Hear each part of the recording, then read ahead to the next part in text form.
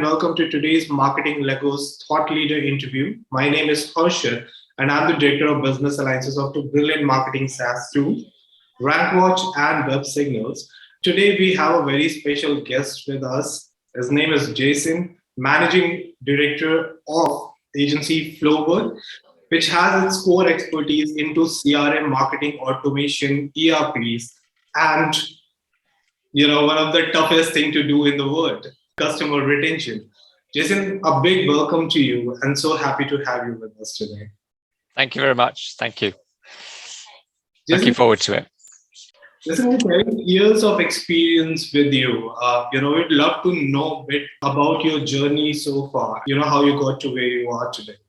Yeah, no worries at all. So basically, I started doing CRM way back before most people were kind of around. We were on a green screen and we were tapping away. And so it all started my passion sort of for CRM, for customer management back then. I then took a job back in the day and I started selling software.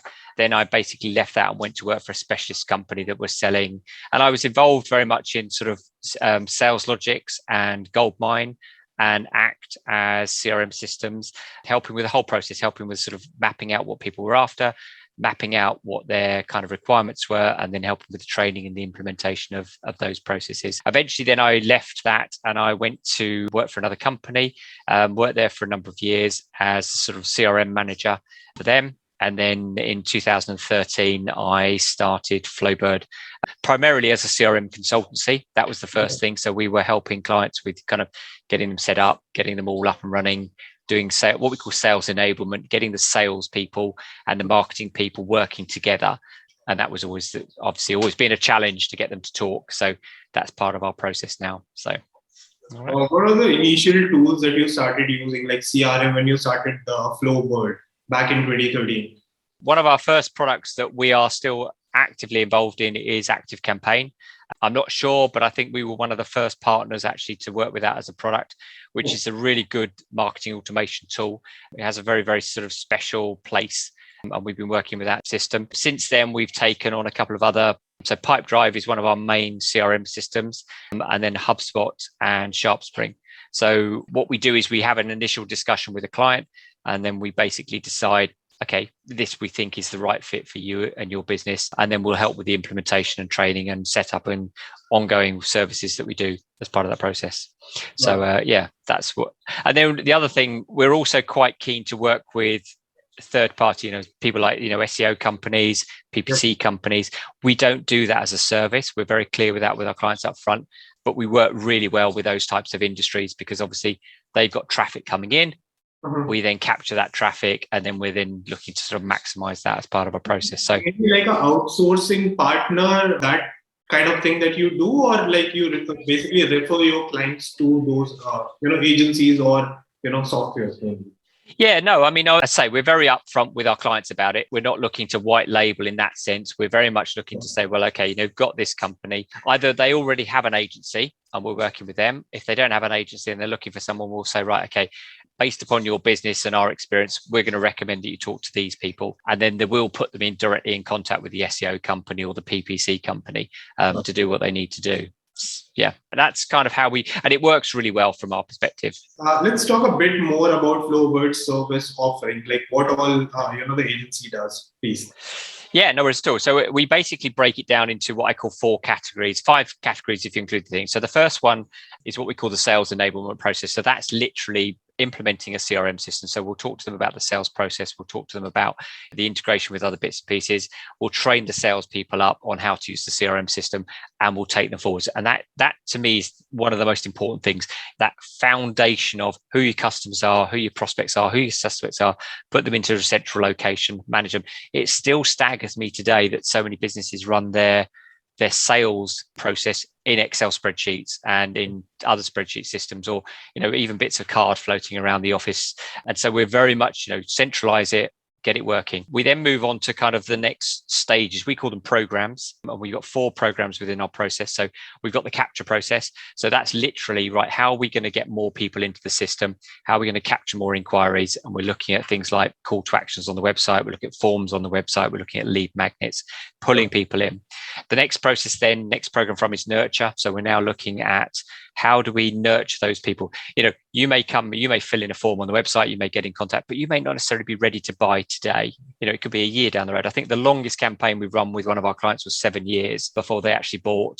And it's a funny story. He was like, I'm so pleased you kept in contact, because eventually, we came back and we did business. So who knows? But then the nurturing process is guiding them through what's called the buyer's journey, getting them more information, providing them the data, monitoring them as they sort of dip in and dip out. We find a lot of people will come to the website, they'll slow down a bit. So we've got to keep them.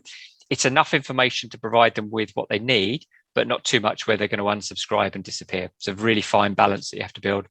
The next stage then is the convert stage. Very simple. How do we convert those people into customers? How do we get them into the sales pipeline? How do we get the salesperson to now sort of pick up with that person and work with them? It's an important part. I'm a massive believer in, automation is not the way of selling, particularly B2B market.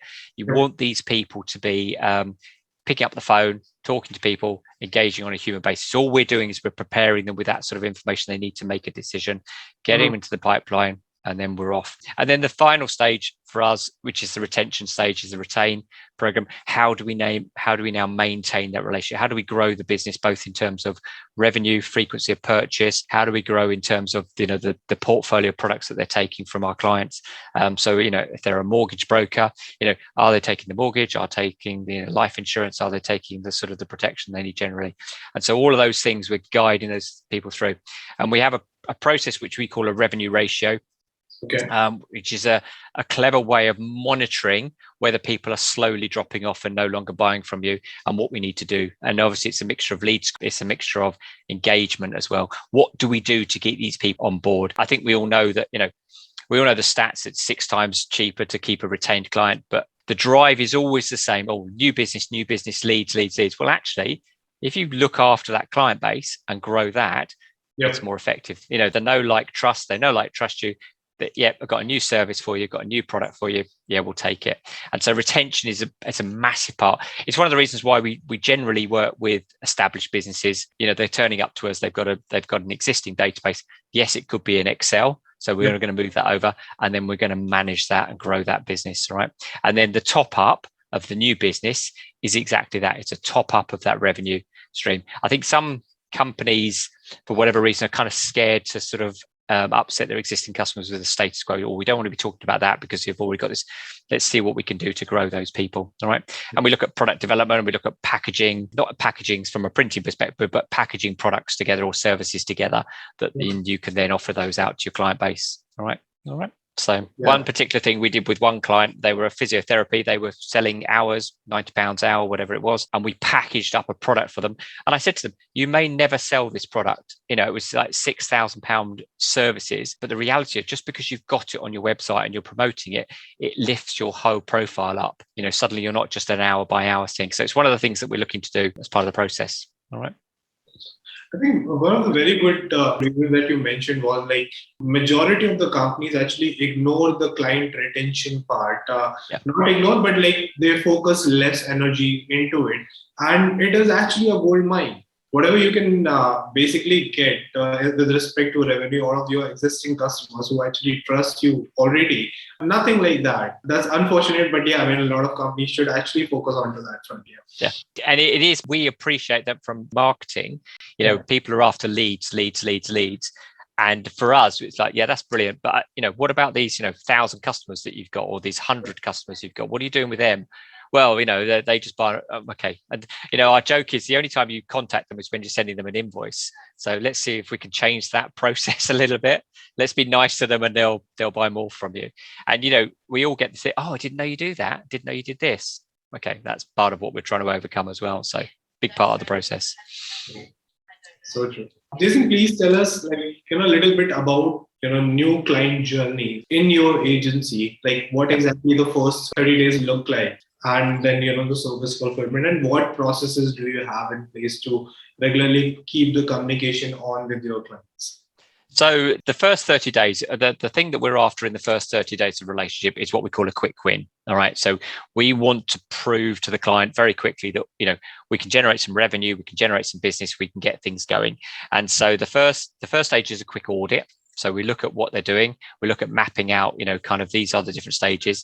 We'll maybe put together a small campaign, and we're targeting, I'd say, existing clients, trying to get them on board, or we're targeting what we call the low-hanging fruit. And so that could be people that have inquired but never actually purchased. And so we go through, we're very much of the opinion that we want to do a little bit of work together before we talk about, ongoing retainers and that side of it. So we do a quick project, get things going, settle down. It enables, from our perspective and the client's perspective, kind of, can we work together? Do we have an understanding? Do we like each other?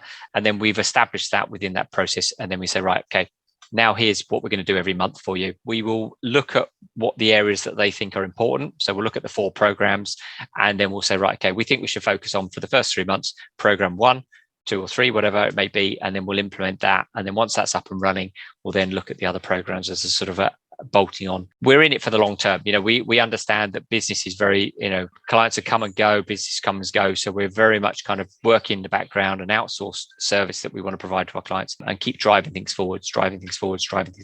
Small changes. We're after small incremental changes that over a period of time are going to grow and grow and grow. All right. And mass that up. And the beauty of what we do is, we put in a process or a campaign or an automation. It just stays in the background. It runs. And then next month it's running, and the month after that it runs and it runs and it runs, and then we're just tweaking that. So that work that we do grows for years. It could last for years. So, and that's our process. And as I say, we may not necessarily decide on a platform that's right for them straight away. We might wait till we've had a thing, and then we'll decide. Okay, we'll look at your budget, we'll look at your skill sets internally, we'll look at what you want to do, and then we'll go, right, we reckon this is where we need to be going, and we'll pick from one of our platforms to deliver. All right. Gotcha. Is there any specific CRM and automation tool that you use internally for your agency? Internally, we use HubSpot as our CRM and marketing automation system. It's a brilliant CRM. It's a brilliant marketing automation platform. We get all the social media integration, which is really good. We get all the feedback. We get all the reporting. The CRM is really neat as well in the way that we can do things. But it is that single platform that we want as part of the process. So we won't necessarily recommend that to a client if we don't think that it's right for them. But, so it's a case of their industry, their size. But internally, that's all of our stuff comes out of that. All right. I'm a bit curious, when you recommend any new system to any of your clients, how exactly that process looks like, and what parameters do you take into account when drawing a conclusion that this is the best fit for your organization? A lot of it, sometimes it will come down to budget. Sometimes it will come down to use internal resources. So, for example, if they're looking at, say, something like HubSpot as a system, then having somebody internally that's going to pick it up and work with it. So an internal marketing manager or an internal marketing person is absolutely critical, because it's a more expensive system, but it comes with the power. Some clients are just too small. We have a guideline of, on a turnover of business from a revenue perspective as to which way we think they should go, and off we go. On the pipe drive side of it, that's really very easy for us. We have a sales manager or a sales director. They have a team of salespeople, could be 1, could be 50. They need to know what their pipeline is. They need to know what their revenue is. They've got a very resistant sales team, and Pipedrive fits beautifully in for that, because it's really easy to use. People, the salespeople love it. So, and it's in the salesperson's interest to use it. And then we will basically work with the sales management team to say, look, stop harassing them about this, because if they do this part of the process, their admin will drop. They will have less admin, they'll have more selling time. But it is very much a case of what we think is right for that particular client. All right. Okay. So one of the biggest challenge, I'm sure, basically ask a client to invest onto a new system. Maybe the top hierarchy level people might be convinced with the idea, but there's always some kind of chaos that there are always challenges adapting a new system within the internal employees altogether. How do you tackle with those situations? It is a big issue, because obviously, as that most salespeople in particular have this awareness that a CRM system is it's a management system. It's to control them. It's to better thing. And so one of the processes we go through, particularly that change control, is getting the sales team involved really, really early up in the process. And so we have a particular way that we go through. We want them to get, to make the decisions as to what, the system's going to do, how it's going to feel, what it was. But the other benefit as well is to take away something else. So for example, if I'm telling you that you've got to do your CRM system, I'm not then at the same time saying, right, I still need you to do your sales forecast in Excel, because there's no win for that. They just sit. So we've got to have some sort of compromise with the sales team or the sales management to say, you can't do that anymore. If you want them to do this, take this away. It's the classic stick and carrot scenario. We want them to be incentivized. And we find relatively quickly that we get really good buy-in from it. A, they see that they're involved in the process. B, they see that actually it's going to help them and it's not for management. And I think, that's one of the reasons why the CRM systems that we pick for, we're very careful about things like mandatory fields. So for example, if I'm creating a lead record, I don't want to say you have to have the postcode. I don't know the postcode. I've got a name and an email address of a bloke I met at a networking party. I just need to get it into the system. I'll find out the rest later. Whereas if you've got a sort of a management system saying, well, we've got to have the postcode, you kill the whole drive. And that's a really, really important part of that process. As you go through the sales process, absolutely, you start to collect more data. Let's remove the friction as much as we can, because if you get the people to use it, if you get the sales team to use it, the benefits are just massive. The increase in revenue, the increase in business is just much, much better for companies. So it's really good. So, gotcha. Listen, can you please, share a few marketing automation hacks that is like a good fit for every business? There's some very simple ones. Like this is what we call the welcome series. So the welcome series is a simple process where any time you get a new contact into database, that there is a series of emails that indoctrinate that new person into what you do as a company. So, what are your philosophies? What do you believe in? Why are you doing this process?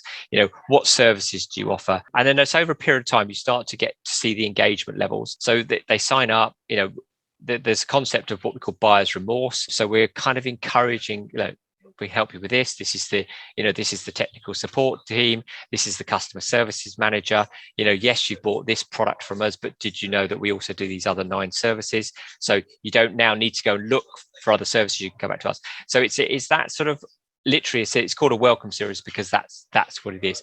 And the CRM, you get the inquiry in, it goes into the system, and that's a critical thing for us. And it does a lot of other things behind the scenes. It tests the engagement, tests where they're on the website. It sees when they're active.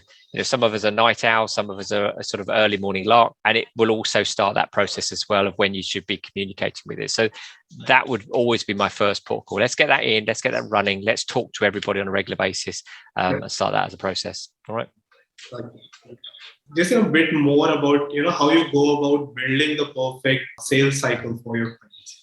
So the perfect sales cycle is a process really where if you take every single person in your CRM system, they're all at a particular place in the journey. So they're either a brand new inquiry and they're just coming in, or they're a long, well-established customer who's been buying for years.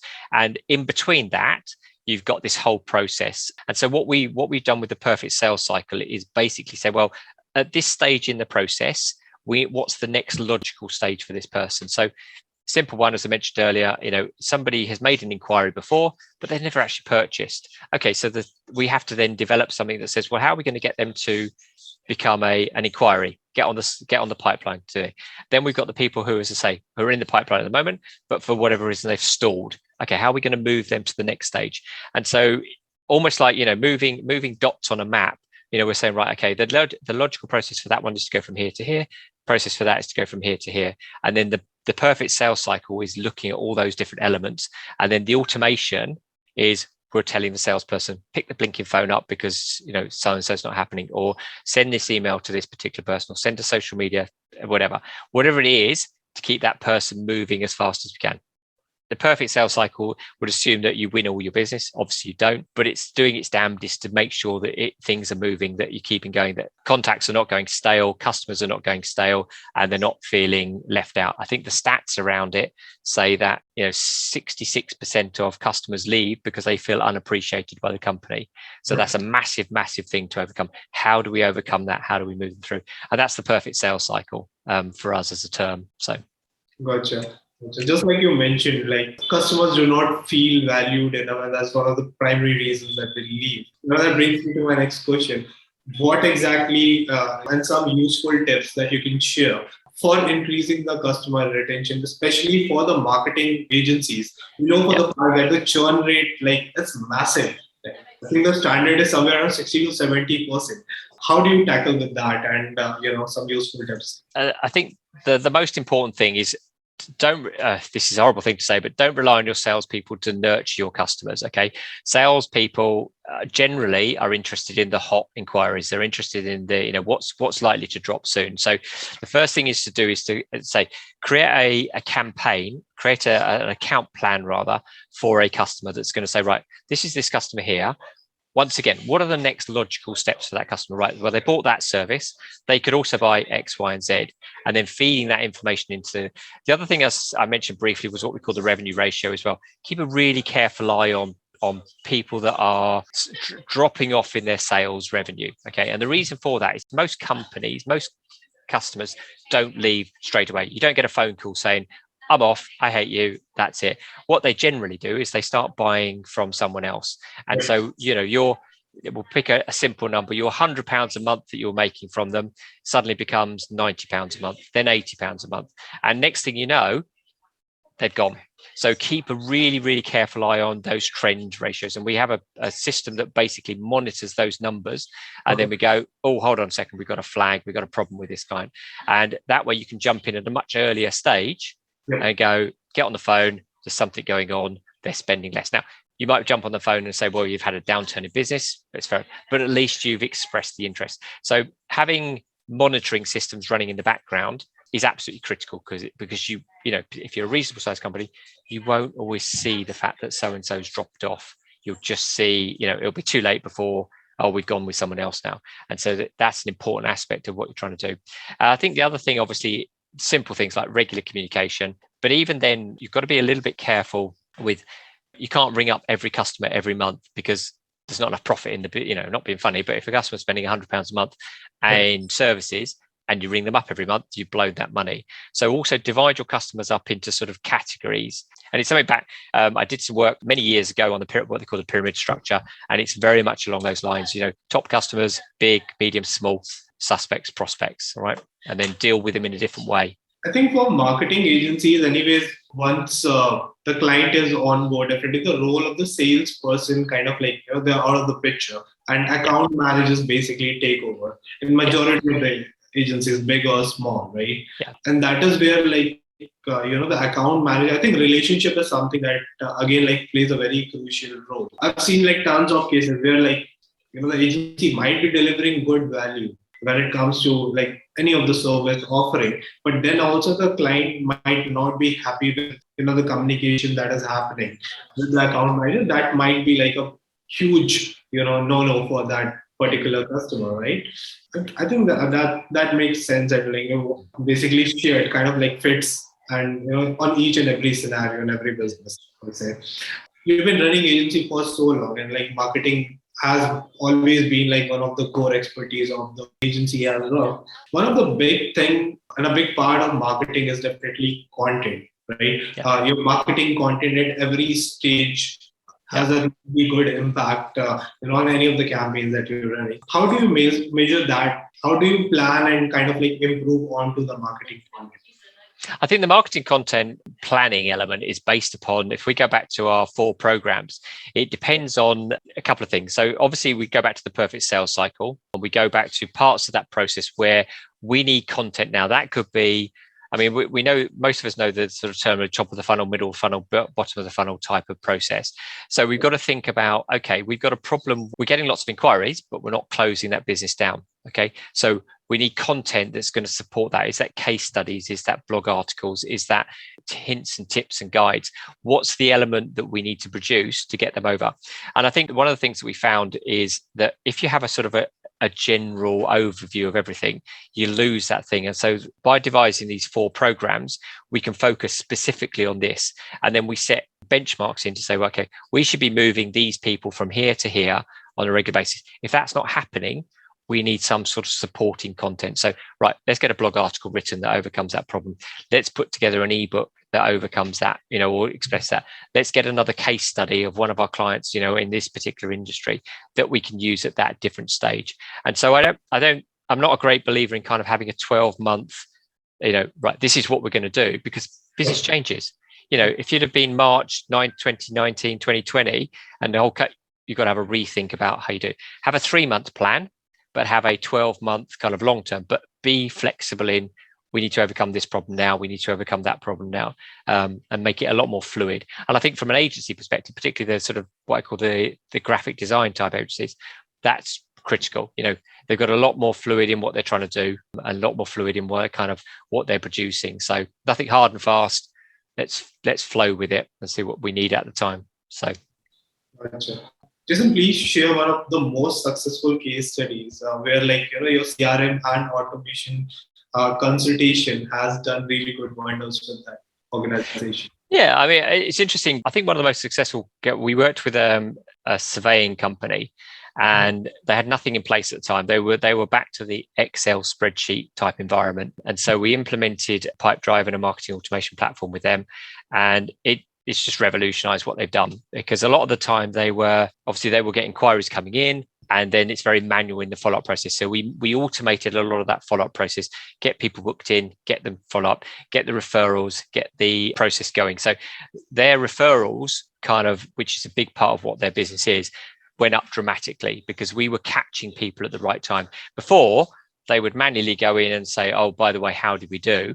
But it was, 6 months down the road, 3 months down the road. And by bringing that in, the referrals dramatically increased, and they've grown and grown and grown. And I think it's a really good, it wasn't a particularly big company, but it's a really good getting all the processes in place, getting all the systems in place, and then letting this degree of automation. And the thing that we've also did for them is that they had a lot of people just making inquiries, is kind of raise the bar a bit and say, right, okay, we've got an inquiry now. They look hot, they've been opening emails, they've been on the website, they've been booking stuff. Pick the phone up to these people and see if you can get them booked in. So also including we use lead scoring to do this. So lead scoring says, this particular person is now worth a phone call. And that's a really, really good fit for us.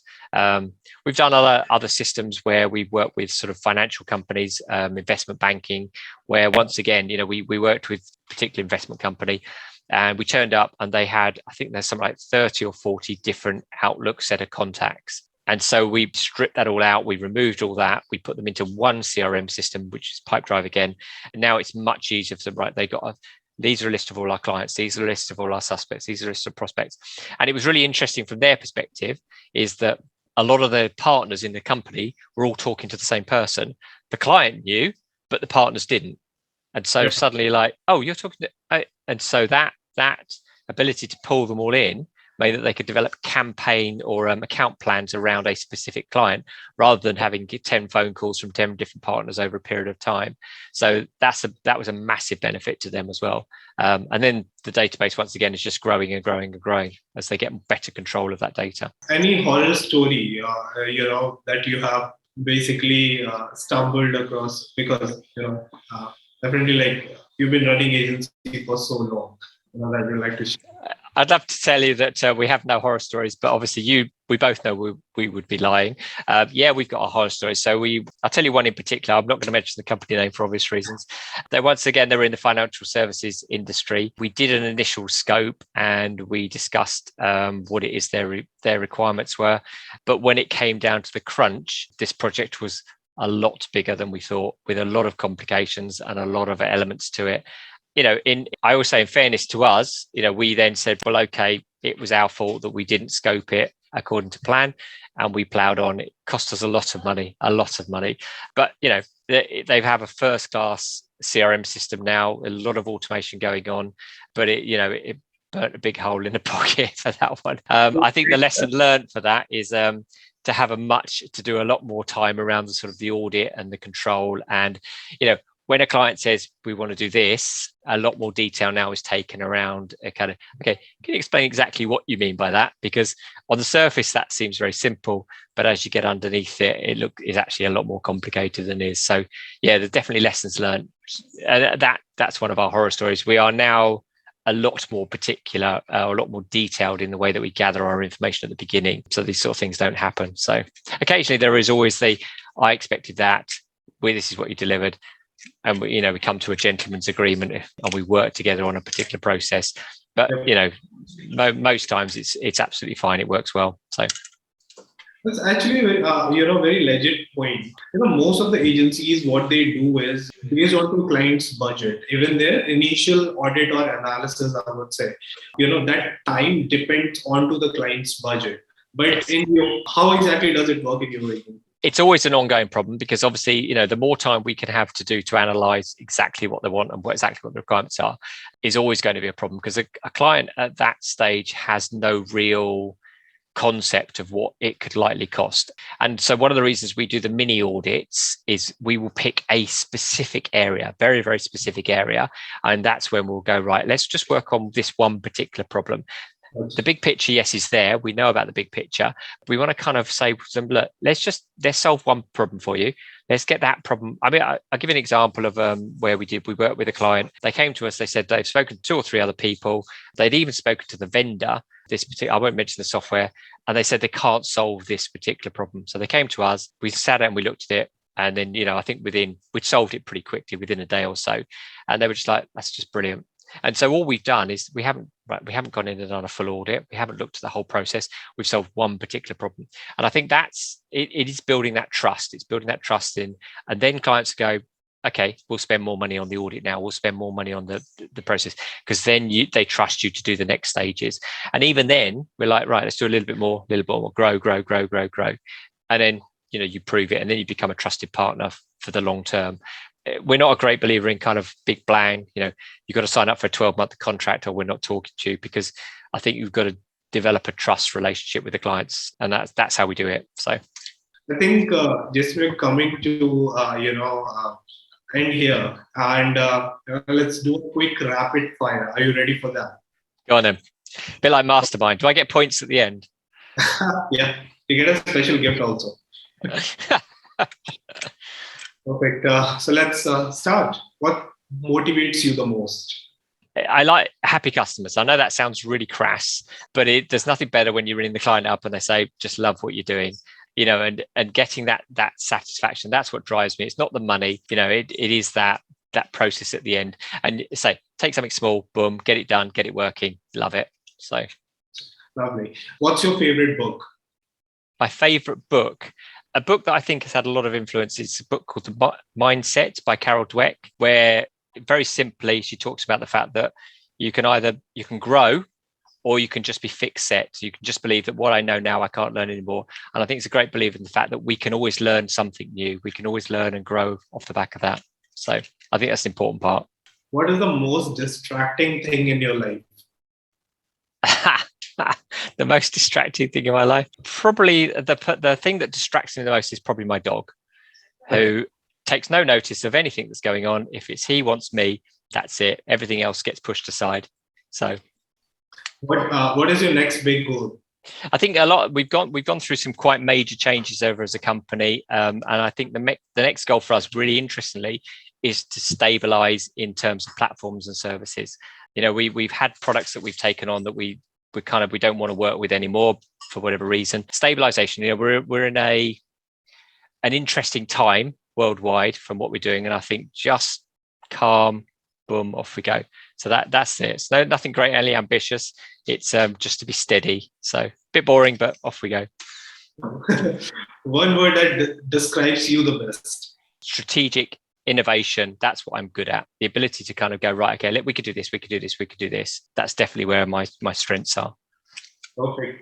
Jason, do you mind sharing your final thoughts with the viewers? I think the thing is, you always have the customer in mind rather than the business. I think that's to us is the most important thing. We do a lot of work sometimes that we sometimes don't get paid for. We're in it for the long term. I always say to all clients that are coming aboard, we want to work with you long term. And I think having that approach, it's not about the quick kill. It's not about making lots of money straight away. It's about the long term goal for that. And I think any agency that's working with any company don't have a 3-month plan. Mentally, okay, where can we be in 5 years' time, 10 years' time with this particular client? Where are they going to go? If they grow, you grow, we're all happy. That's my parting thoughts. Okay. Jason, I really appreciate all the time and all the valuable tips and information that you've shared with our viewers today. Thank you so much for joining us. You're welcome. Thank you very much.